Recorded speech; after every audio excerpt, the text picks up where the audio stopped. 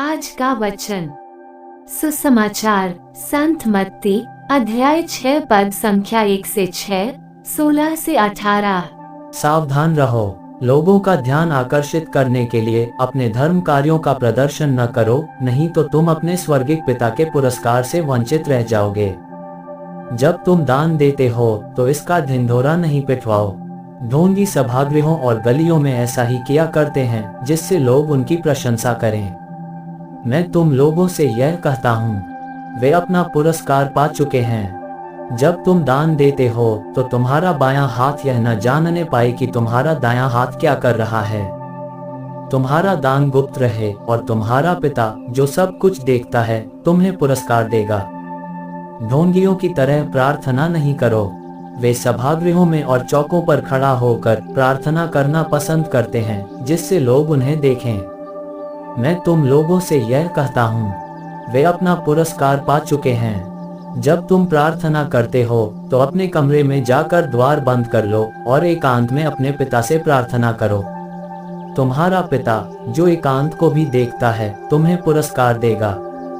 ढोंगियों की तरह मुंह उदास बनाकर उपवास नहीं करो, वे अपना मुंह मलिन बना लेते हैं, जिससे लोग यह समझें कि वे उपवास कर रहे हैं।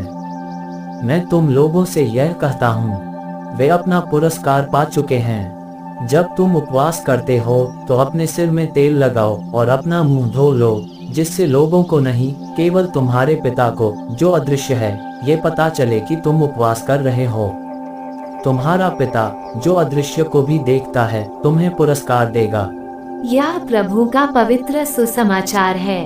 आमीन। आज का चिंतन। आज का सुसमाचार केवल यहूदियों, शास्त्रियों या फरीसियों के लिए नहीं, बल्कि सभी लोगों के लिए है। यीशु ख्रीस्त किसी भी नियम जैसे प्रार्थना, उपवास और दान देने के खिलाफ नहीं है, क्योंकि ये नियम या दया के कार्य हमें अपने विश्वास और सद्गुणों को विकसित करने का मौका देते हैं। ख्रीस्तीय विश्वास में क्रूस का चिन्ह बनाना, घुटने टेकना इत्यादि हमारे विश्वास को जागृत रखने का उत्तम तरीका है, पर कभी कभी ये हमारे लिए दिनचर्या की तरह हो जाते हैं। ये हम में कोई परिवर्तन नहीं लाते, क्योंकि हम इनके उद्देश्य को भूल जाते हैं। इस तरह धर्म के कार्य हमारे लिए एक दिखावा मात्र रह जाते हैं। नबी एलीशा ये जानते थे कि उनके गुरु नबी एलिया उनसे बिछड़ने वाले हैं, इसीलिए वे उनके सारे गुणों को सीखना चाहते थे।